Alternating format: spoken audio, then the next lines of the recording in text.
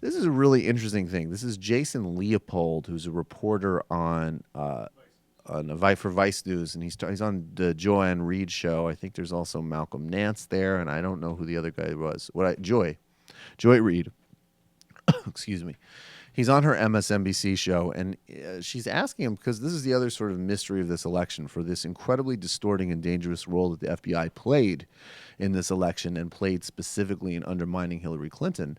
There's obviously sort of any number of questions around Donald Trump which should be leading to FBI attention. So Jason Leopold approached the FBI about this and did a FOIA request, and he got an interesting answer. Let's check this out. There is no reason why the FBI could not have issued this response to us prior to the election. This is exactly what we were trying to get prior to the election. The FBI waited until after the election and then issued this. There's nothing in here that, at least at this point right now, that suggests that they could not have given to us prior to the election, unless, of course, they felt that, well, this would interfere with the election, they would get involved in the election.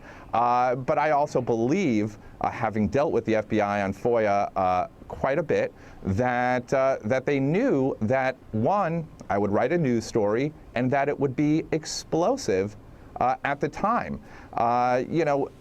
It's my belief that if there is a file or if there was any investigation, particularly on these two comments, for example, it's probably a file maybe with a few pages in it, as I noted in my report. Still, it's newsworthy. It's important. When James Comey sent that letter to Congress about Hillary Clinton's emails, at the time he didn't even know whether they were relevant. I mean, it was just something that he was sending out. And this letter that they sent us, I actually think suggests a lot more, as Malcolm noted, than the letter that he initially sent to Congress. But one thing is, one thing is clear when it comes to FOIA and the FBI is that we are aggressively going to pursue further documents from the Bureau about Trump. Well, we will definitely. So that's fascinating. That's basically, I believe, he filed a FOIA request with the FBI to basically say, are you also investigating Donald Trump during this election? The FBI basically did not get back to them until after the election, or they said something to the effect of stay tuned until people are done voting. So the FBI that dramatically intervened 2 times in essentially a bullshit thing with regards to Hillary Clinton. Bullshit. They gave a press conference. First, James called me back early in the summer saying, I'm not charging her with anything, but I am going to go out and besmirch her. Now, I made this point kind of controversially, actually, like I think a year ago, where there was a DA several years ago who chose not to prosecute Bill Cosby. But he came out and he said, I think that these are credible, but I'm not choosing to prosecute him. Essentially something to that effect. And I said at the time, look, I obviously think that Bill Cosby is clearly a serial predator who should be in jail. That's everything that I can deduce.